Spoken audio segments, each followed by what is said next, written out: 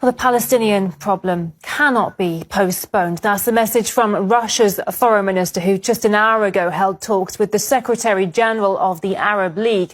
Sergei Lavrov stated that the US has diverted the Palestinian-Israeli discussion and lost sight of a two-state solution. The Palestinian problem cannot be postponed any longer, and the UN decisions must be implemented.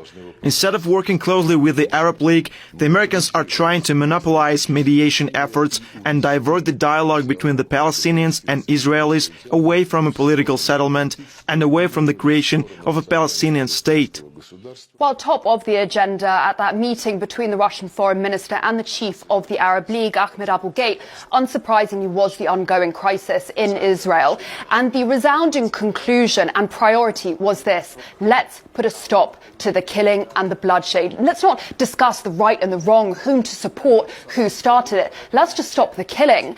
However, there was an honest recognition that any ceasefire would be just a band-aid. What's ultimately needed, and what both Moscow and the Arab League are very open to facilitating, more open than others, perhaps, is of course a long-lasting peace, which has been so elusive.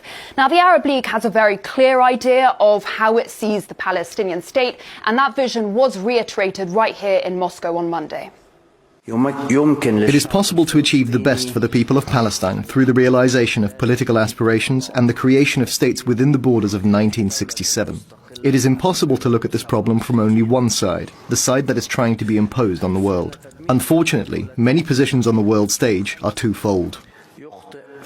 So what we pick up in both those statements is that peace can only be achieved if, one, sides recognize and are willing to understand that no one can have everything. Compromise is a crucial ingredient for success. But two, only if very politically influential nations like the US are genuinely invested in peace. And so far they appear to be more keen on implicating Iran, making bold statements about solidarity with Jerusalem, sending weaponry, or making sort of watery, empty comments about a far-off peace, but not taking any concrete steps to force those two sides together. So there is definitely a big discrepancy in the rhetoric. For the Arab League, this is their backyard. They can almost all see Israel from their window. So peace there, by extension, means peace for them too. For America, though, a continent and an ocean away, the repercussions won't be felt so much. And to be honest, we know that the same goes for the Ukraine conflict too. The attitude has been,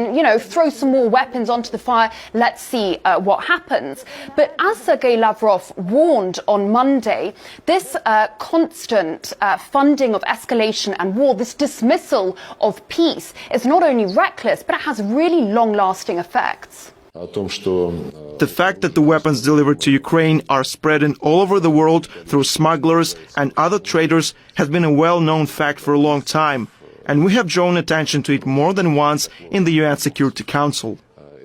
So those were some of the key takeaways. Now, Palestine itself has called for a top-level meeting of Arab League members, with reports that we might see some kind of consultations in Cairo later on this week. Just a final thing to remind ourselves, the Arab League is an alliance of 22 countries, and it was formed back in 1945 in response to concerns about the fallout of colonial rule in the region.